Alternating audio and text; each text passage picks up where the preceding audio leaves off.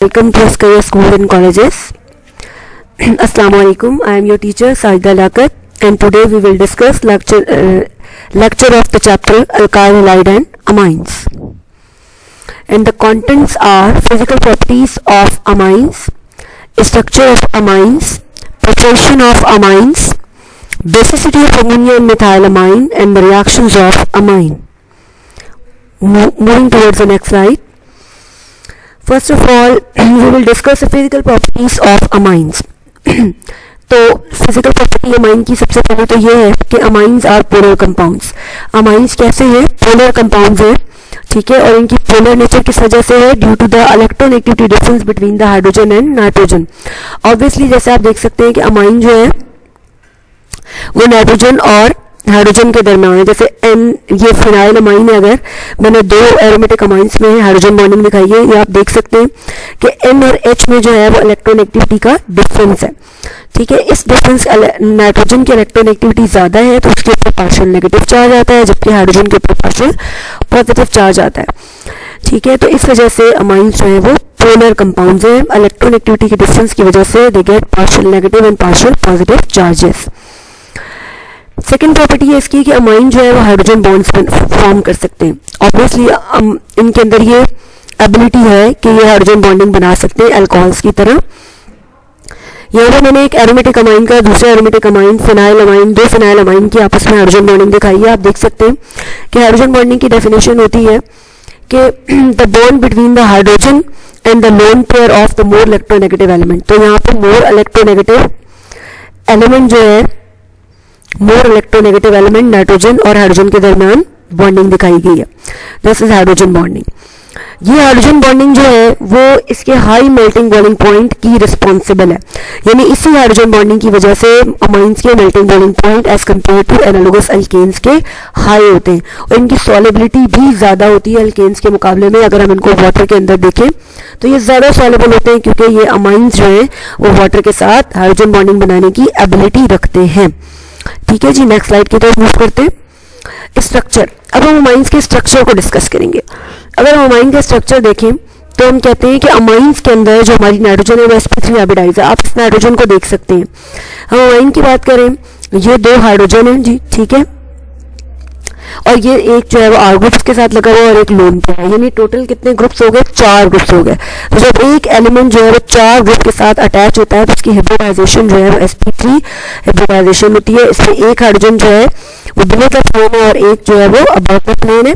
Sorry, are above the plane है और एक हाइड्रोजन बिलो द प्लेन है और एक हाइड्रोजन ऑन द प्लेन है, जो स्ट्रेट लाइन से शो किया जा रहा है. तो यहाँ पे एक्चुअली जो आप अगर टाइप देखें तो ये आपके पास AB3E टाइप जो है उसकी बनती है, जबकि हाइब्रिडाइजेशन जो है वो उसकी sp3 बनती है, ठीक है, स्ट्रक्चर की. और यहाँ पर जो हमारे पास बॉन्ड एंगल है वो 109 डिग्री से लेस आप कह सकते हैं कि दैट इज 107 डिग्री का एंगल जो है वो यहाँ पर बनता है, ठीक है जी.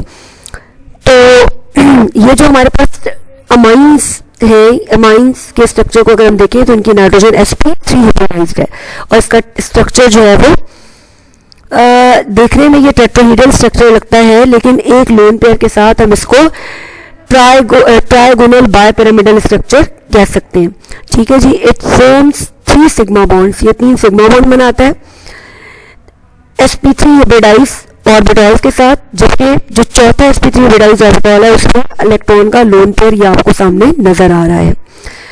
तो अगर हमारे पास अमाइन के अंदर 3 डिफरेंट ग्रुप्स हैं, जैसे आपको नजर आ रहा है यहाँ पे R1, R2 और R3, 3 डिफरेंट ग्रुप्स अगर लगे हो तो ऐसी अमाइन जो है वो ऑप्टिकली एक्टिव होती है. और ऑप्टिकली एक्टिव अमाइन का मतलब है कि ये प्लेन ऑफ पोलराइज्ड लाइट को लेफ्ट या राइट साइड पर रोटेट कर सकती है. प्रिपरेशन ऑफ अमाइंस की तरफ चलते हैं जी. सबसे पहला मेथड है हमारा अमाइंस को प्रिपेयर करने का, reaction of alkyl halide with ammonia. हम यहाँ पे अल्काइल हैलाइड को अमोनिया के साथ रिएक्ट करवाएंगे. Ammoniacal solution, alcoholic solution of ammonia के साथ इसको हीट करेंगे सील्ड कंटेनर में 100 डिग्री सेल्सियस पर. तो यहाँ पर हमें एक अमाइन नहीं बल्कि primary, secondary, tertiary, quaternary ammonium salt का मिक्सचर मिलेगा. तो सबसे पहली दफा जब हम अमोनिया के साथ रिएक्ट करवाएंगे तो यहाँ से अमोनिया का एक हाइड्रोजन जो है वो रिप्लेस हो जाएगा इथाइल ग्रुप के साथ और इथाइल अमाइन बनाएगा. अमोनिया की हाइड्रोजन इथाइल आयोडाइड के साथ मिलकर हाइड्रोजन आयोडाइड को as a side product release करवाएगा।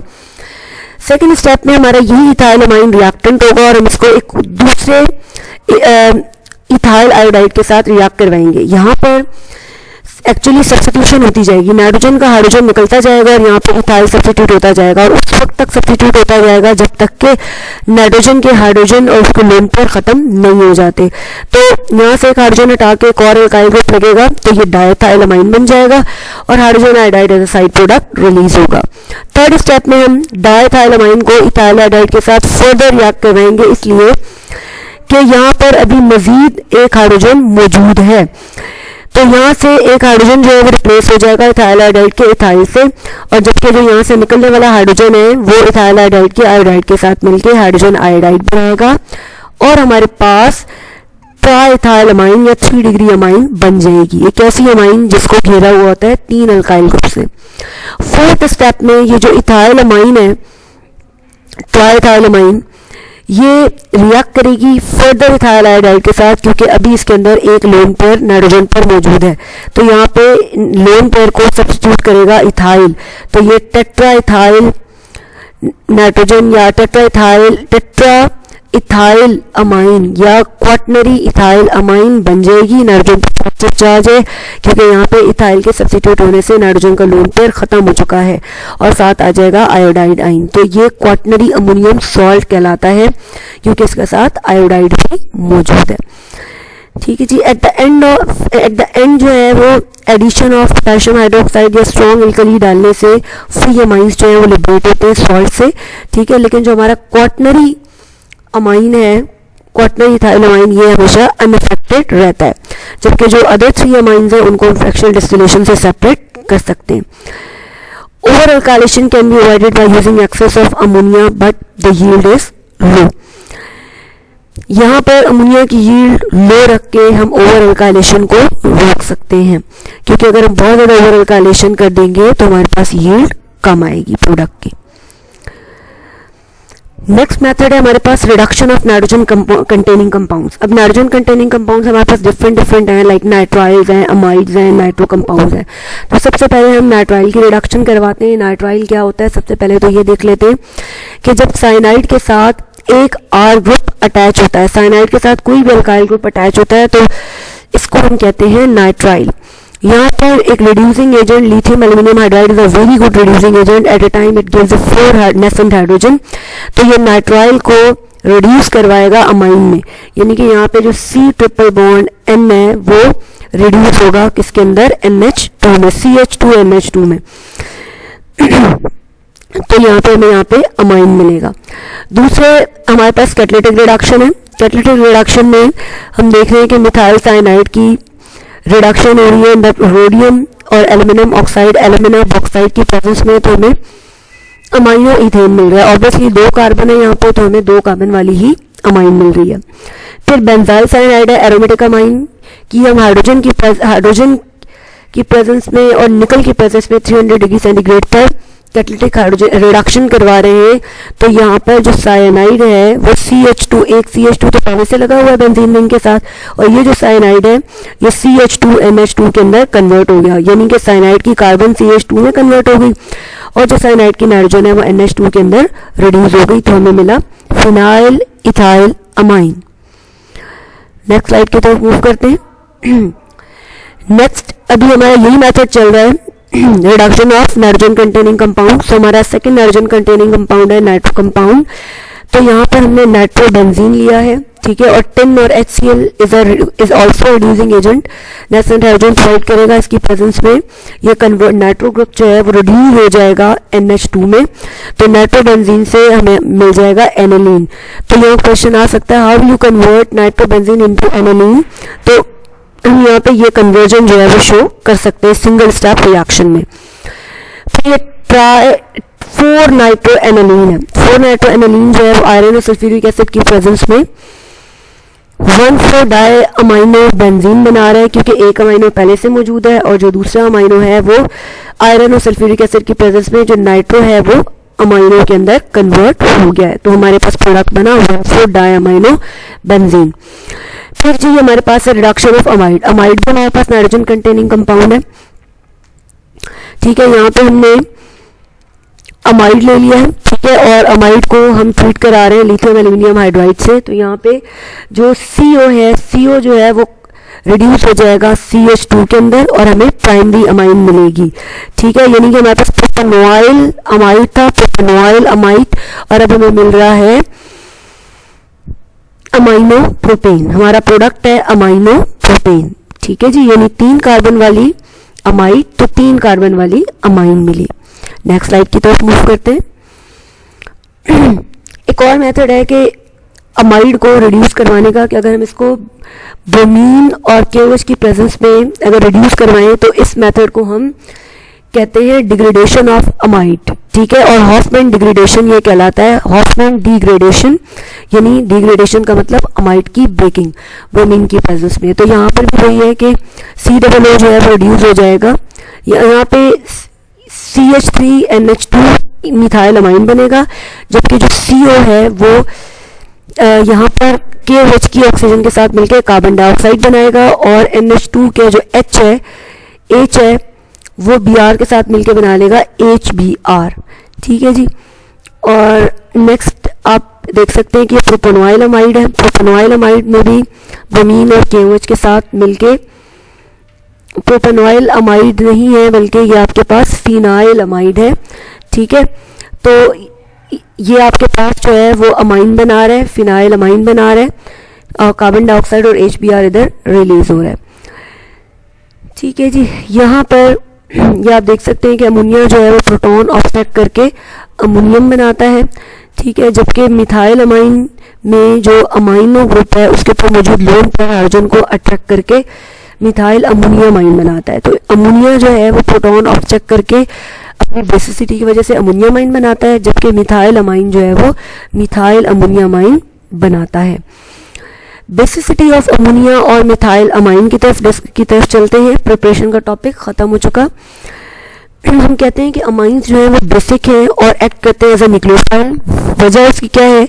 उसकी वजह है नाइट्रोजन के ऊपर मौजूद लोन पेयर। नाइट्रोजन के ऊपर अमाइन में नाइट्रोजन के ऊपर मौजूद जो लोन पेयर है वो उसके बेसिक और न्यूक्लियोफिलिक करैक्टर को स्ट्रॉन्ग करता है।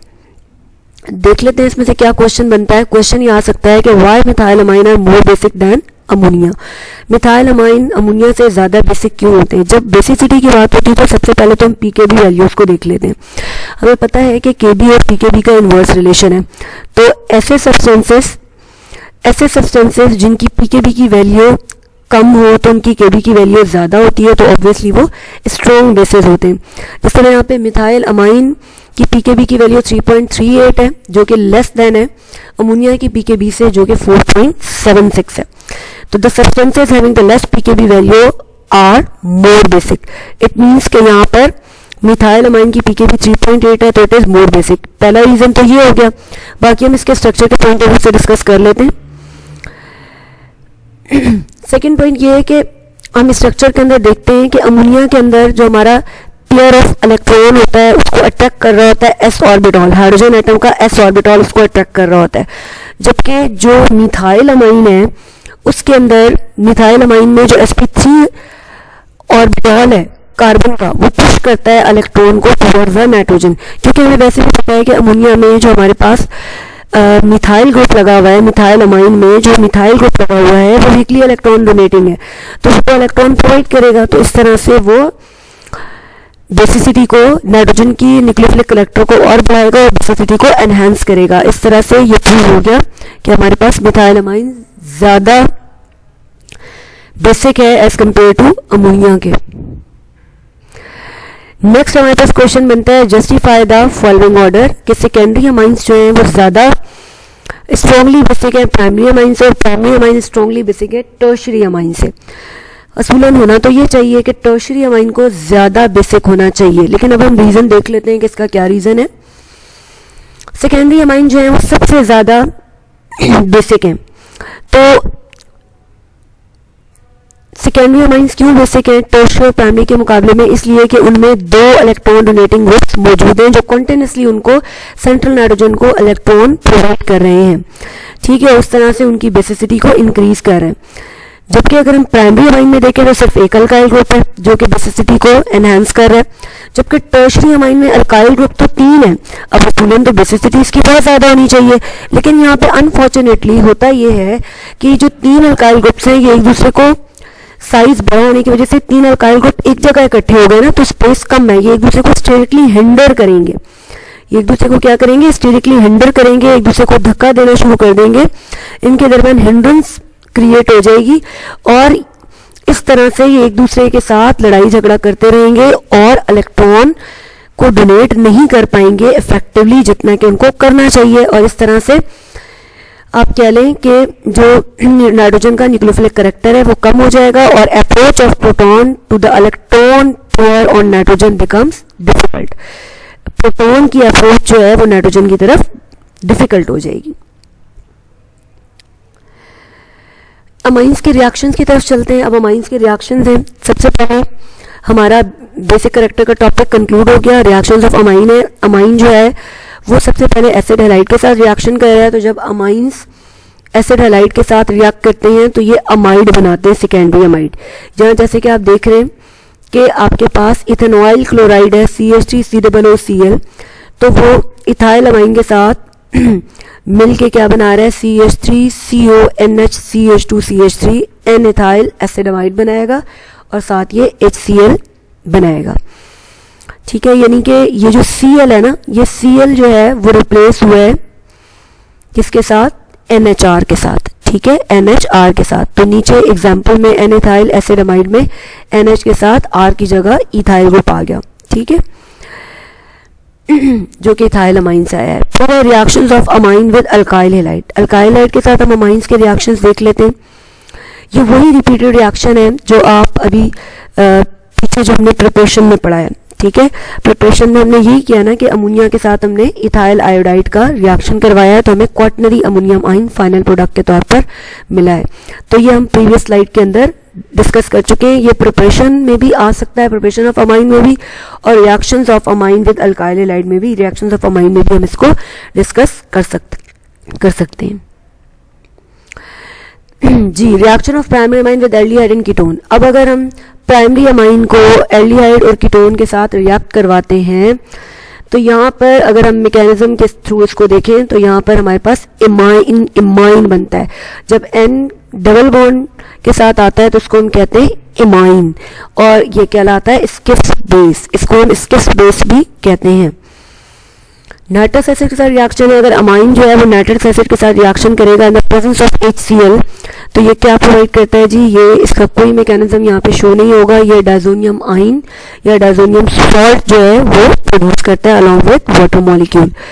और अगर हमारे पास एलिफेटिक अमाइन के बजाय एरोमेटिक अमाइन है तो वो नाइट्रस एसिड के साथ रिएक्ट करके फिनाइल इमाइन बनाएगा। क्या बनाएगा, phenyl imine along with water molecule. ठीक है जी, आज का लेक्चर आपका कंक्लूड हो गया है। होम टास्क आपको दिया है, ठीक है, आपने अमाइंस के मेल्टिंग बॉइलिंग पॉइंट हाई होते हैं, इन लोगों सिल्केन से इसको डिस्कस करना है। सेकंड क्वेश्चन है अमोनिया को कन्वर्ट करना है क्वाटनरी अमाइन में। सारे लेक्चर की अच्छी तरह से प्रैक्टिस करनी है, उसको लर्न करना है और क्विक क्विज जो है वो अपने रजिस्टर्स पर सॉल्व करना है। उम्मीद करती हूँ आपको आज का लेक्चर समझ आया होगा। Thank you so much. Allah Hafiz, stay blessed.